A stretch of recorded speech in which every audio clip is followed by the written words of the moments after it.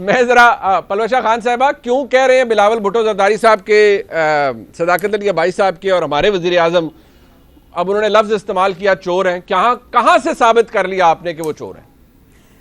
شکریہ منیر صاحب. دراصل آپ نے بھی اور ہم نے بھی الجبرا پڑھا ہوتا ہے، اس میں ایک لگاتے ہیں نا، جب تھیرم ایک شخص لگاتا ہے تو جواب وہی آتا ہے، جو دوسرا لگائے تو بھی جواب وہی آتا ہے.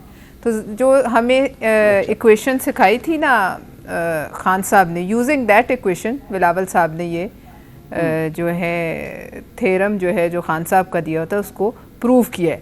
لہٰذا بات یہ ہے کہ آج جو باتیں مجھے اور یہاں جاوید لطیف صاحب کو اصولی طور پہ تو ویسے کچھ کہنے کی ضرورت اس لیے نہیں ہے کہ اگر آپ یہی ٹیپیں اگلے 20-25 منٹ چلائیں تو انہی کا جواب دیتے ہوئے حکومت کو جو ہے وہ کافی مشکل وقت میں جو ہے وہ پیش آئے گا. بات یہ ہے کہ یہ بات جو بھی آپ چلا رہے تھے یہ ایک دفعہ نہیں ہزاروں دفعہ چلی ہے، مختلف جلسوں میں کہی گئی، ہر روز پریس کانفرنسز میں کہی گئی، دوسروں کی پگڑیاں اچھالی گئیں، دوسروں کو چور کہا گیا، ڈاکو کہا گیا.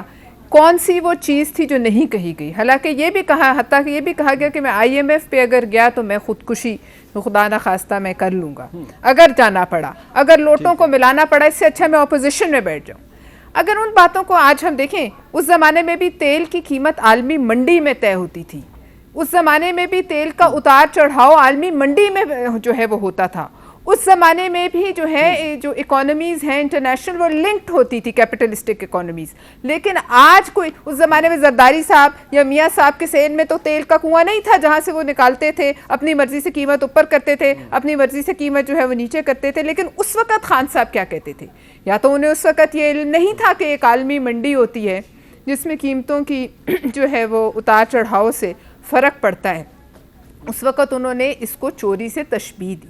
اگر آج ہم انہیں یاد کرا رہے ہیں 23 روپے فی لیٹر اس وقت یہ تمام جو ٹیکسز اور لیویز اور جو ہیں وہ ڈال کر 23 روپے فی لیٹر اس وقت حکومت لے رہی ہے. ہمارا ان سے سوال ہے کہ جو عوام کی حالت زار ہے، جو عوام کی اس وقت حالات ہیں، وہ نہ میں اس پہ کوئی ایگزیجریشن کر سکتی ہوں، نہ میاں جاوید لطیف کر سکتے ہیں، اور نہ صداقت عباسی صاحب اس کو جو ہے کہہ سکتے ہیں کہ ہم جھوٹ بول رہے ہیں. تو ان حالات میں آپ کے پاس وہ کیا ایسا فارمولا ہے 700 لوگوں نے ان کی تقریر سنی ہے، وہ انہوں نے اعتراض کوئی نہیں کیا. بھائی صاحب وہ مریخ پہ ہوگی، لیکن وہ پاکستان میں نہیں ہو سکتی. انہوں نے کہا ہے وزیر اعظم ایماندار ہے. پلوشہ خان صاحبہ کر رہے ہوں گے، پلوشہ خان صاحبہ آپ لوگوں کی لیڈرشپ ہے کرپشن سے اٹی ہوئی. نہ کرپشن سے اٹی ہوئی تھی یا نہیں تھی، لیکن ایک بات بتاؤں، لوگ نہیں مرتے تھے، اتنا ظلم نہیں تھا جو آج ہوا ہے.